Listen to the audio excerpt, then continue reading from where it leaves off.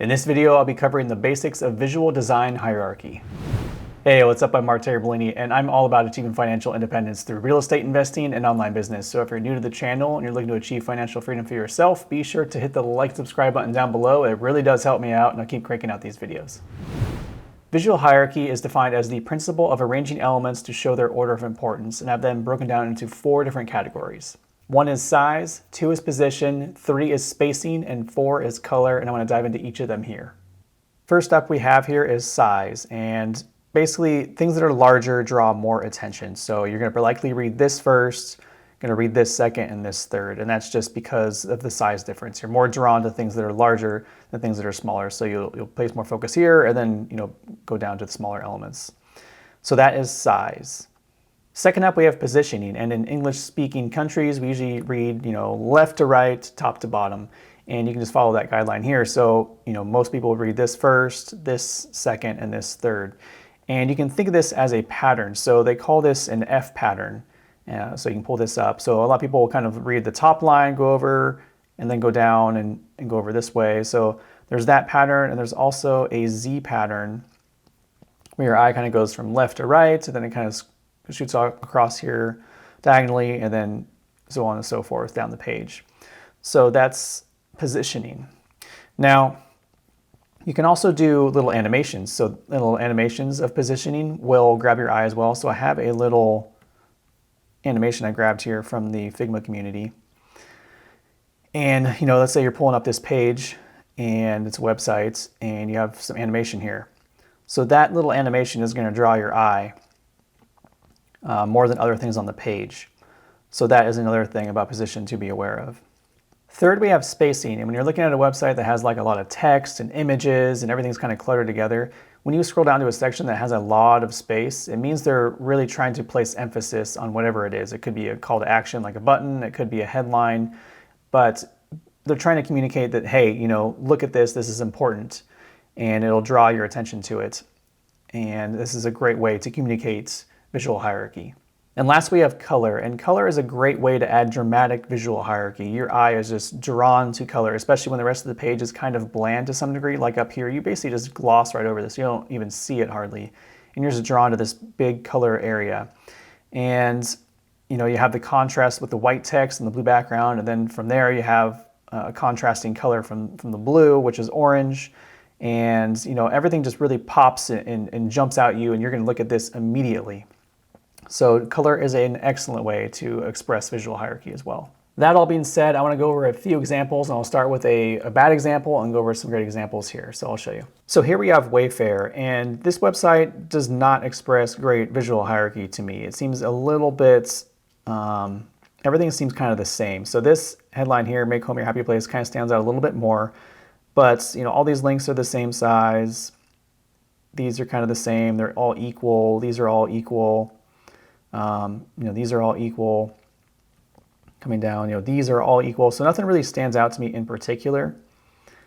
And coming down, and you see like there's a headline here. And the thing is it's not that much bigger than the text here. So it kind of gets lost. And this gets lost even more because the text is even smaller than that. So it's like, I don't even want to read that. Just gloss over it like it's not even there. These are all kind of equal. This pops out a little bit more because it's kind of it's got a little bit more white space and it's got some color pop there. So that stands out a little bit more, but this looks all kind of the same. Now this stands out a lot more to me because it's a lot bigger space. So, that's visual weight. So it draws my eye a little bit more. So that's better. This is kind of nice too, but it needs a little bit more breathing room in my opinion. Everything in here is just so like packed. It's pretty overwhelming. So that's another thing too. The white space in here is just, it's not great. So I don't know where to look. And when you're creating a website for your business, you want to guide the user where you kind of want them to go, like what's most important, and things that are like good to know but not quite as important, you kind of make them smaller or less white space or whatever it may be. But you kind of have to guide the user to where you want them to go. So this is not a great website for that. I have another option here, and this is a lot better. So this is, I found all these websites here on awards.com, AWW, 3Ws. That's kind of how you spell it. And they have like all these websites that are designed really, really well. And so I just grabbed a few of them. But here, this is this person's portfolio, I believe. But here, they have some animations. Your eye is drawn to this person's name immediately. So that's read first. And then you can see what they do, and you get the picture, and you can kind of scroll down. You get a little bit of animation going. So this is a lot bigger. So I'd read this right away. This might be, maybe secondary, but this is drawing my eye. Okay, so we got a little animation, which is cool. Now the thing is, when you have stuff like this, you don't want it to be overwhelming. This is a little bit overwhelming to me because you're kind of scrolling around and this thing is all over the place. So that's kind of one negative to me, but it's kind of cool. So I do like that. Again, there's like so much animation going on. Moving my mouse around, it's like overwhelming. I don't really know where to look. So that's kind of one negative on this, but it's cool, it's very cool. And then, a big call to action here, and here's a little arrow pointing to get in touch. So pretty well done. I like it. A little bit maybe too much going on in some places, but pretty cool, and really good hierarchy with the text and everything. So another one I have here, another random one I grabbed, but actually I'll reload the page so you can see what it looks like. So if you reload, the text comes in, so you read that first and then that second. So that kind of helps too. If you have things fade in with a delay, they're going to be drawn to whatever comes in first, then second, so you can really guide them what you want them to read or focus on. And you can scroll, and a little bit more animations coming in here. Kind of cool. And really good visual hierarchy here. Really large text to read that first, and then this second if you'd like to. And the thing is when you design for the web, people don't really sit down and like read line by line everything on the web. Nobody really does that unless you're really trying to learn about something that they offer or whatever it is. But most people kind of scan and they look for things like large text and maybe some pictures, and people are just kind of doing that F pattern or that Z pattern, just kind of scanning through everything. And if they want to learn more, then they'll kind of dive in. But at first, most people just kind of scan through. So if I'm just scanning through this, I would see this large text here, this, and then this would be last down here. And a few photos, and then talk to us, big call to action there. You click on that, and then you can go and contact them. So that's that one. Last one I have here, I'll reload the page in case there's any animation. So no animation on that one really. Just a little bit on the background. But a huge hierarchy here. I mean, there's nothing else to really look at here. So you're going to see the text here first, and then you might see, maybe the menu or the logo and things like that first. Then you start scrolling. There's a little bit of animation.